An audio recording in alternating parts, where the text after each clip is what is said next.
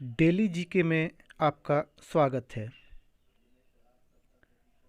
आज हम देखेंगे लूसेंट का चौथा अध्याय जो कि है वैदिक सभ्यता। तो देर न करते हुए आइए वीडियो को प्रारंभ करते हैं।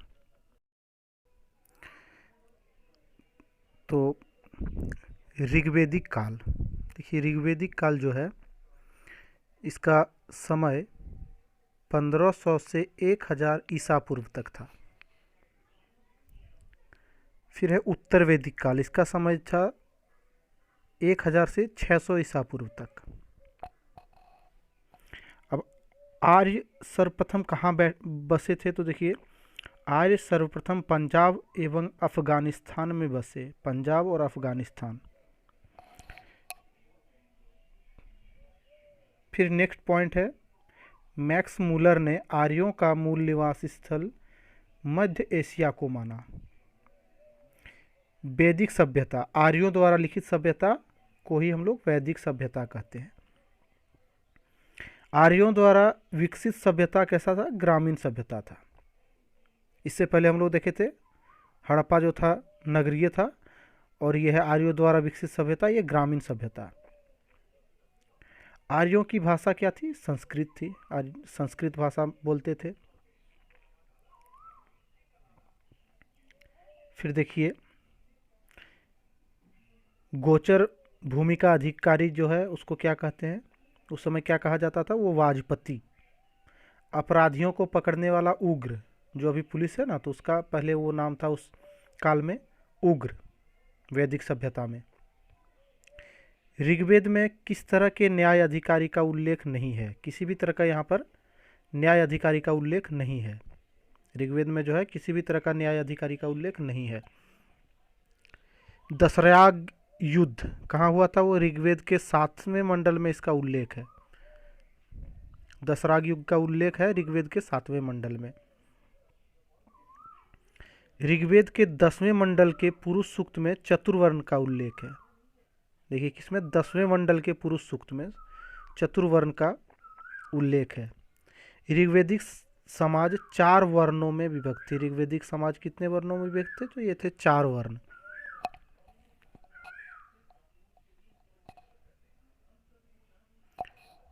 अगला पॉइंट देखते हैं, ये आर्य समाज पृथ्वी प्रधान थे। जीवन भर अविवाहित रहने वाले को अमाजु कहा जाता था।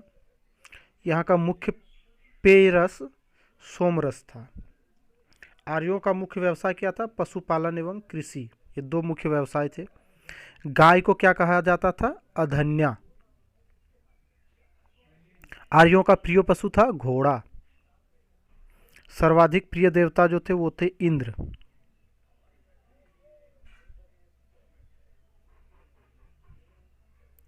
फिर है आर्यों द्वारा खोजी गई धातु क्या थी? लोहा।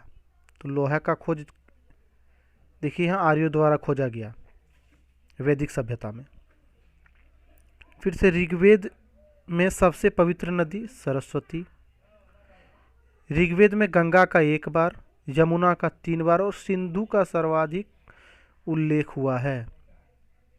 तो क्वेश्चन ऐसा रहे ऋग्वेद में किस नदी का सर्वाधिक उल्लेख हुआ है? तो ये होगा सिंधु नदी का।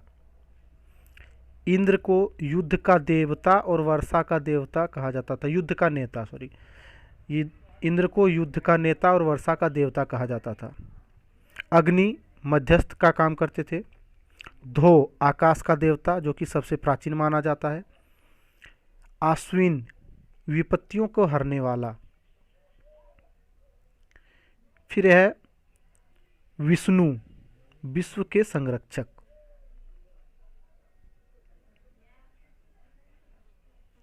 आगे क्या है देखते हैं, ऋग्वेदिक कालीन नदियों के प्राचीन नाम तथा नया नाम। देखिए अभी और पुराना नाम में अंतर क्या आ रहा है, अभी देख लेते हैं हम लोग।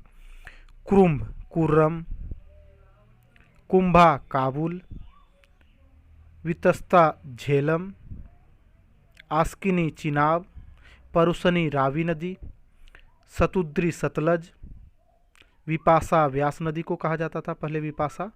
पहले इधर जो है बाएं तरफ वो पुराना नाम है और दाहिने तरफ नया नाम है। फिर है विपाशा व्यास हो गया। फिर सदानीरा को देखिए, गंडक, दृषद्धति घग्गर, गोमती गोमल, सुवस्तु स्वात,